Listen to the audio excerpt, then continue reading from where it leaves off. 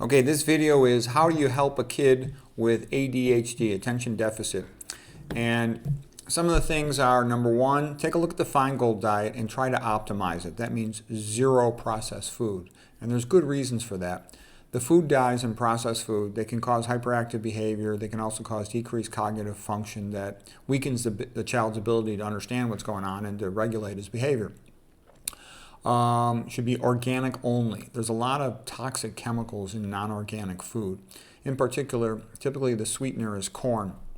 That's sprayed with atrazine, which not only feminizes people, which confuses boys, it also is a mitochondrial inhibitor. So that is a negative effect on the child's overall function that can upset the child as well.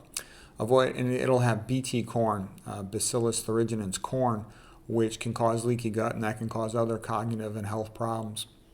And then glyphosate and glyphosate sprayed on the soy, which is a neurotoxin. Hexane is often used to process soy. Those are both neurotoxins. So, give the kid's brain a vacation from all these neurotoxic chemicals. Organic only. Avoid artificial sweeteners. They're all bad. And aspartame is like one of the worst ones for the brain. It's neurotoxic. It activates the NMDA receptor, calcium channel for glutamate. Avoid MSG and MFG. So those are both neurotoxic. MSG is monosodium glutamate. MFG is manufactured free glutamate, which again is primarily in processed foods. It's only in processed foods, but it can be in organic foods too. So you want to avoid it. They hide it with all kinds of names. So the only real way to avoid it is to only eat single ingredient foods. You want to be eating single ingredient whole foods and especially plant foods, of course. Avoid avocados because they often spray that stuff on them. A-peel, AP and then E and then another E-L. And, you'll hear some people on the internet say it's okay. That is not correct.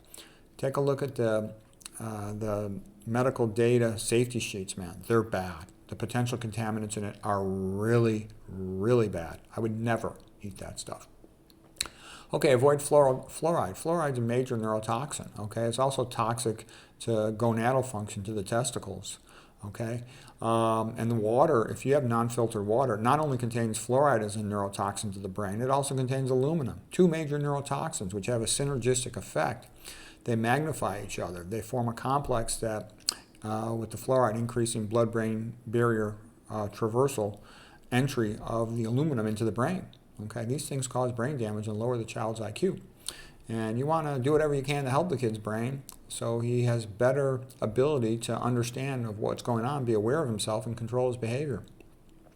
Other exposures to fluoride include fluoride toothpaste. Fluoride's BS. It doesn't even really help the teeth, okay? When you look closely at the research, it has a minimal, if any, benefit on the teeth, okay? And then you would never want it to. Theoretically, it can potentially form a harder enamel of the top part of the tooth and decrease its dissolvability in acids, but that's a controversial statement. When you look at the studies that aren't done with bias, there appears to be no benefit from it, but there's always toxic effects. Okay, avoid nonstick cookware. It's polymers of fluoride, like with Teflon and whatnot. They're neurotoxic. Avoid dental amalgams. Okay, don't be eating fried food. You never want to eat fried food. That also has neurotoxic effects. The whole Yamashima, Tetsumoto Yamashima lipid peroxidation theory of hydroxynonenal, toxic aldehydes, all that.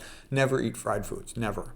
Okay, let's see what else. Filtered water.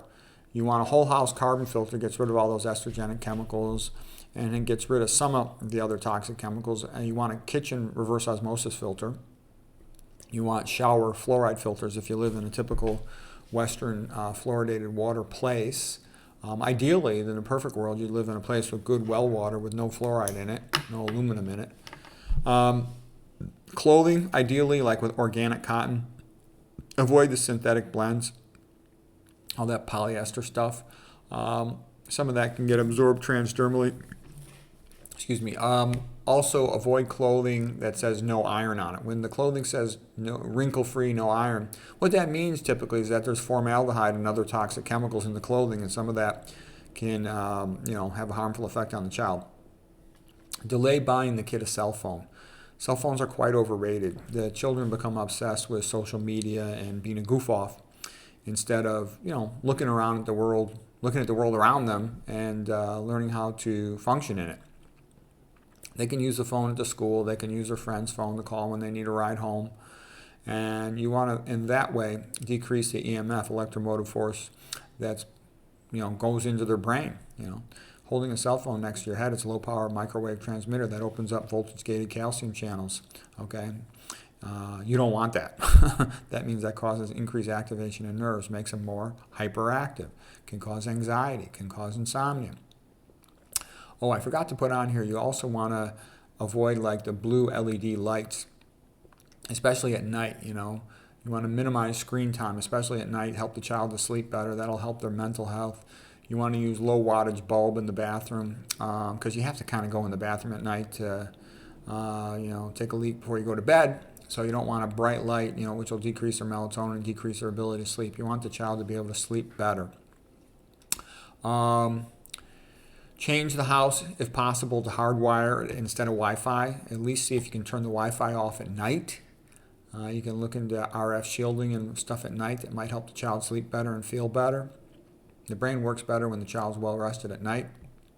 If the child plays a sport, no head trauma. You don't want to do anything with head trauma because head trauma, it opens up voltage-gated calcium channels. It damages pyruvate dehydrogenase, part of the mitochondrial enzyme system. All of these things are going to have a negative effect on cognitive function long term, so you don't want that. Some people say they like swimming. Swimming's okay, but I think it's a bit overrated because, you're sitting there soaking yourself in fluoride and chlorinated water typically. Okay, and golf's okay, but I'm not that big a fan of golf because I spray the golf courses with stuff like atrazine, and there's no easy escape from that, walking around in that stuff. Tennis is better, you're going to be around people who are well behaved and dressed nice with good manners. I liked wrestling when I was young. Wrestling worked well for me. I was a little bit of a hyperactive kid. I was always in trouble in school just because, I'd be bored and I'd goof around. My mother finally told me, look, if you goof around in school and get in trouble again in school, get suspended again from school, I'm not going to give you a ride to wrestling practice. And I wanted to wrestle, so I was like, okay. Talk with the child about seeing things from other people's perspective. And what you're doing is you're helping them to develop metacognition, thinking about thinking, self-awareness. And, use the same old saying, how would you feel if somebody did this to you? So they develop, respect for the other person's point of view, and they respect the other person's personal space. Just leave people alone, okay? Do your own thing. Let them do their thing. Teach the child religion. Religion gives them a moral foundation, a way of understanding what's right and what's wrong. And the Bible stories are very memorable, okay? And the life of Christ and all this other stuff. And it then also creates a vocabulary they will have in common with other people. And they'll remember that because most of what's learned in grade school and high school is completely forgotten, 100%. Versus the stuff that's learned from a Bible, the big major stories, you remember that the whole rest of your life. And it provides a useful guide to self-regulation and what's right and wrong morally. And that helps you to get along with people. It helps you in a lot of ways. Helps you to understand what you read. Okay, helps you to understand history, helps you understand literature, helps you understand movies, helps you understand all kinds of things, gives you a lot of metaphors. Have a good, and also adds meaning and purpose to your life. Okay, you want to know how to live a good life? Live like the saints in Jesus Christ. You want to know how to make good painting? Paint like the Christian artist. You want to know how to make good music? Make music like the Christian musicians. You want to know how to make good sculpture? Look at the Christian sculptures. You want to know how to make good architecture? Look at the cathedrals. Okay? Have a good male adult role model. Ideally, this should be the father. And the woman should praise the father. Both of the parents should try to set a good example for behavior. They should try to read. The child should see that as something that adults do. And the child wants to become a good adult. So they see the parents reading. That makes the kid want to read. And then also let the kid read whatever they want. I think I put it in here somewhere. Where is that about reading? You want to let the kid, okay, here it is. Let the child read whatever he wants. Let him read comic books, okay? The kid doesn't want to read the stupid stuff that they try to force him to read in school, which usually is like self-hating crap, okay? Let them read whatever they like. The important point is that the child reads anything and that they learn to like it so that they will continue to do it on their own. Because kids who read on their own, they just end up being much better students. And it gives you a way to solve problems for the whole rest of your life. Most people in the Western world, most adults, they're functional illiterates. They never read. And I say that including doctors. I got lots of doctor friends, and I can tell you the vast majority always say, well, I'd like to read, but I'm just too busy. Okay, well, that's nonsense, because you can listen to an audiobook in the car. You can read every time you go into the bathroom. I read 2 books a week, every week, just by doing that. Okay, let's see, what else? And also, the mother should praise the father. What I have seen in a lot of homes, and my wife did this to me too, she would criticize me to the children because what she was doing was she was trying to groom them that they would want to be with her when she filed for divorce. So it was very detrimental to the kids because, I was a student athlete at Stanford University, the best student athlete college in the whole world. And my wife would kind of keep them away from my ideas about learning and studying and playing sports because she wanted to divorce me and she wanted the kids to come with her so she would get full custody and get more money. But it delayed the development of the kids because her family is basically stupid, okay, whereas my family is very smart and talented. My brother's a world champion athlete, okay? One of my other brothers wrote a couple of books, okay? I got a smart athletic family. So what I'm trying to say is, my wife pulled them towards stupidity, and they didn't develop as fast as they should have because they tended to be around stupid, low-functioning people instead of around smart, high-functioning people, which would have helped them. So the woman should, praise the father, and the father should try to set a good example. The father is the best role model, but if there's no father in the picture, then find some other good male role model, whoever that might be, a coach, a teacher, or someone else, whatever fits the situation.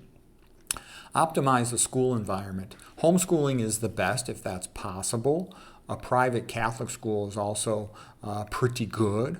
Regular Catholic school is good. Regular private schools are still much better than public schools. The public schools hate the boys. They're designed to destroy boys, okay? When people say, regular Catholic schools are stupid, I went to both. I went to public schools and I went to Catholic schools. I know the difference. The difference is that the Catholic schools are much better behaved, much better, light years better in behavior than the public schools.